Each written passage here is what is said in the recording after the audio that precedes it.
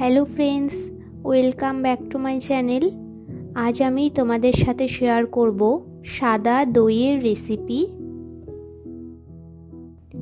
তো বাড়িতে কিভাবে তোমরা এই দই বানাবে তাই রেসিপি আজকে তোমাদের সাথে শেয়ার করব।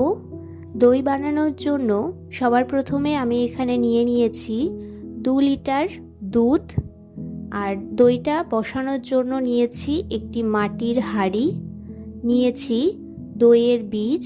এখানে আমি 4 থেকে 5 চামচের মতো টক দই নিয়েছি, আর এটা জল ঝরানোর জন্য একটি ছাঁকনিতে রেখে দিয়েছি। আর নিয়েছি পরিমাণ মতো চিনি। আর এখানে আমি দই বসানোর জন্য হাঁড়ির পাশাপাশি এরকম বাটি ও একটি গ্লাস এবং একটি টিফিন বক্সও নিয়েছি। সবগুলোতেই তোমাদের আমি দই পেতে বসিয়ে দেখাবো।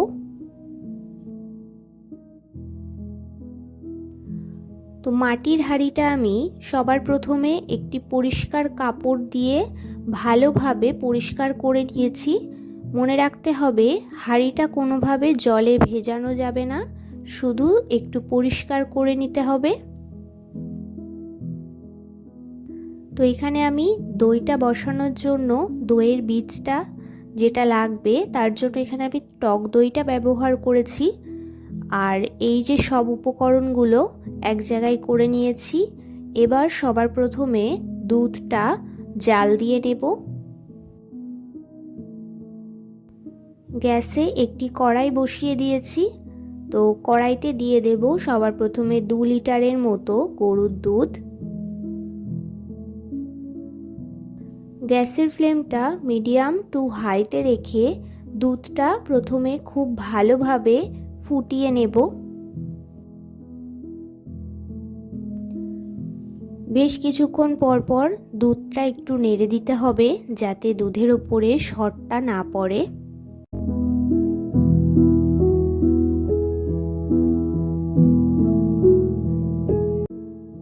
দুধটা বেশ কিছুটা গরম হয়ে গেলে আমি একটি পাত্রে অল্প পরিমাণে দুধ তুলে রাখছি। এর মধ্যে আমি 1 থেকে 2 চামচের মতো গুঁড়ো দুধ মিশিয়ে নেব।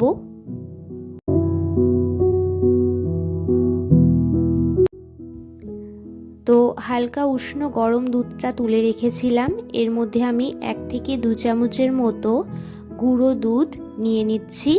গুঁড়ো দুধটা খুব ভালোভাবে মিশিয়ে নেব যাতে এর মধ্যে কোনো লাম্পস না থাকে।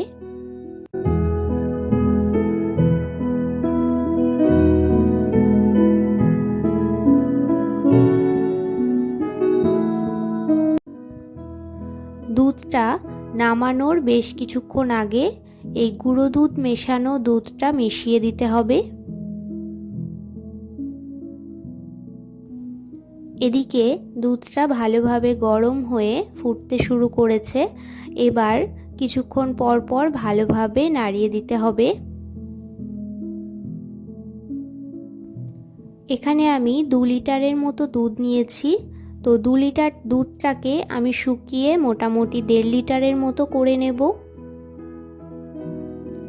দুধটা ভালোভাবে ফুটে গেলে এর মধ্যে আমি দিয়ে দেব পরিমাপ মতো চিনি। তোমরা দইয়ে যতটা পরিমাণে মিষ্টিটা পছন্দ করবে ততটাই এখানে চিনিটা ব্যবহার করো। আমি এখানে প্রথমে অল্প চিনি দিচ্ছি। চিনিটা ভালোভাবে গলে গেলে দুধটা বেশ কিছুক্ষণ ফুটে ওঠার পর একবার চেক করে নেব। তখন যদি মনে হয় যে চিনিটা কম রয়েছে তখন আর একবার তোমরা সেখানে দিয়ে দিতে পারো।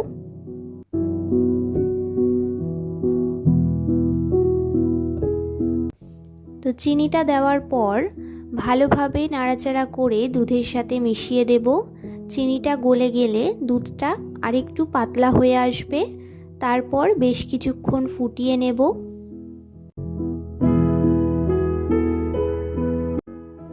এবার এর মধ্যে যে দুধের মধ্যে গুঁড়ো দুধটা মিশিয়ে রেখেছিলাম সেই দুধটা দিয়ে দেব।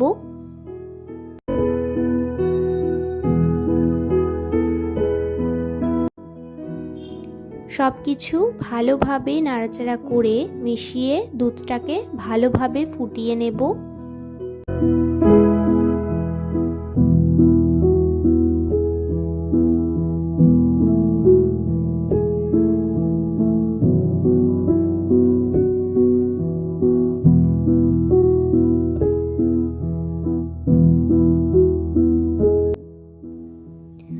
দুধটা বেশ কিছুক্ষণ ফুটে যাওয়ার পরে আমি এখানে চিনিটা একবার চেক করে নিয়েছিলাম।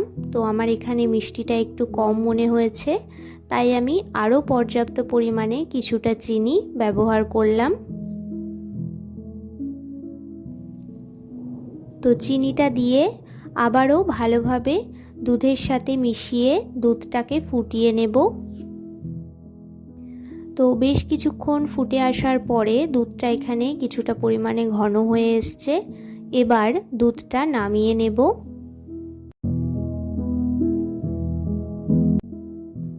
তো দুধটা বেশ কিছুটা পরিমাণে ঠান্ডা করে নেব।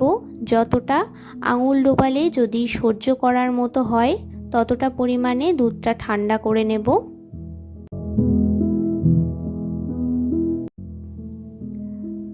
তো দুধটা বেশ কিছুটা পরিমাণে ঠান্ডা হয়ে আসলে এখানে আমি যে দইটা জল ঝরাতে দিয়েছিলাম সেই দইটাকে ভালোভাবে ফেটিয়ে দুধের সাথে মিশিয়ে নেব।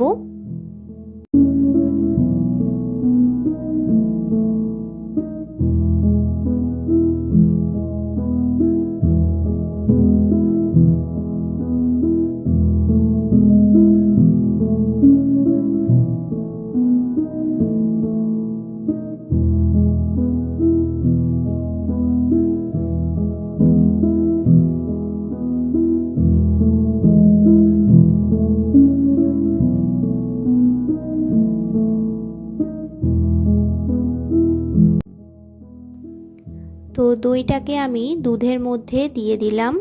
এবার খুব ভালোভাবে দইয়ের সাথে দুধটা ভালোভাবে মিশিয়ে নিতে হবে।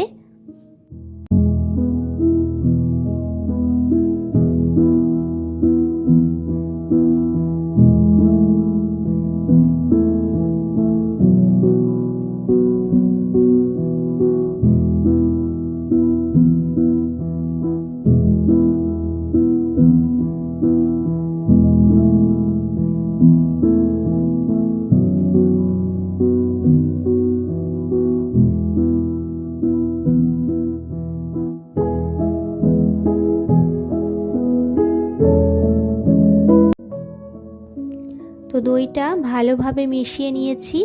এবার যে পাত্রগুলিতে আমি দইটা বসাবো তার মধ্যে দুধটা ঢেলে দিতে হবে। সবার প্রথমে মাটির হাঁড়িতে দুধটা দিয়ে দিলাম।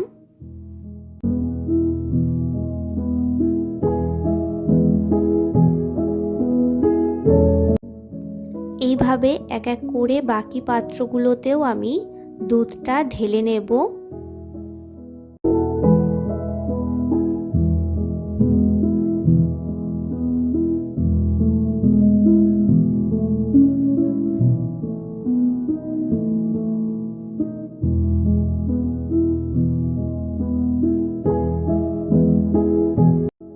তো সবকটি পাত্রে আমার দুধটা ঢেলে নেওয়া হয়ে গেছে। এবার সবার প্রথমে পাত্রগুলোকে কিছু দিয়ে ঢেকে গরম কিছু কাপড় দিয়ে মুড়িয়ে নেব।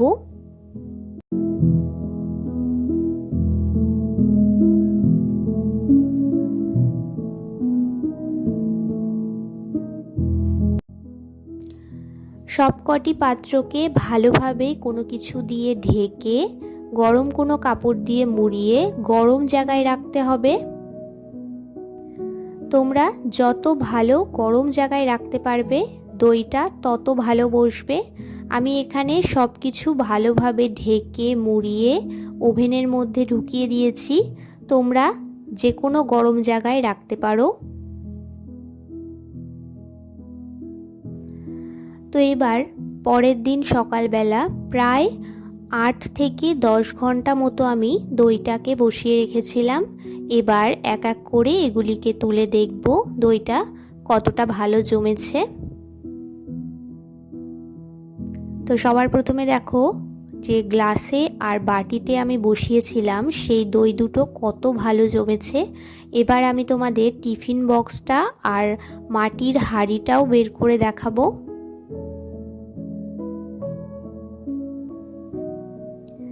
তো এখানে মাটির হাঁড়িটাতেও দইটা খুব ভালো বসেছে।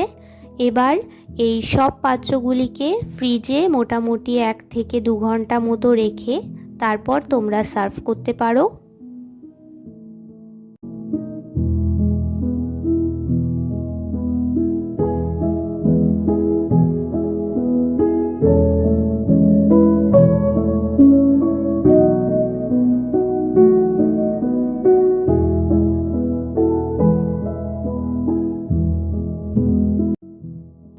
তো এখানে আমি ফ্রিজে মোটামুটি 2 ঘন্টা মতো দইগুলো বসিয়ে রেখেছিলাম।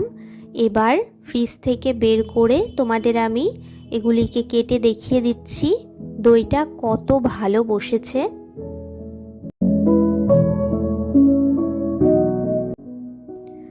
তো এইবার আমি তোমাদের সাথে শেয়ার করলাম সাদা দইয়ের রেসিপি। এরপরে কোনো একটি ভিডিওতে তোমাদের সাথে আমি লাল দই বা মিষ্টি দইয়ের রেসিপিটা শেয়ার করব। এছাড়াও যদি তোমরা আম দইয়ের রেসিপি দেখতে চাও তাহলে অবশ্যই আমাকে কমেন্টে জানিও, আমি সেটাও তোমাদের সাথে শেয়ার করব।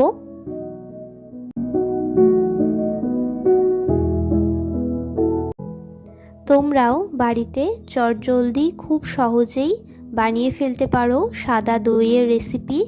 তো আমার এই রেসিপিটি তোমাদের কেমন লাগলো আমাকে অবশ্যই কমেন্টে জানিও। যদি ভালো লেগে থাকে তাহলে একটি লাইক করে দিও। আমার চ্যানেলে নতুন হয়ে থাকলে চ্যানেলটি সাবস্ক্রাইব করে পাশে থেকো। দেখা হচ্ছে নতুন কোনো ভিডিওতে।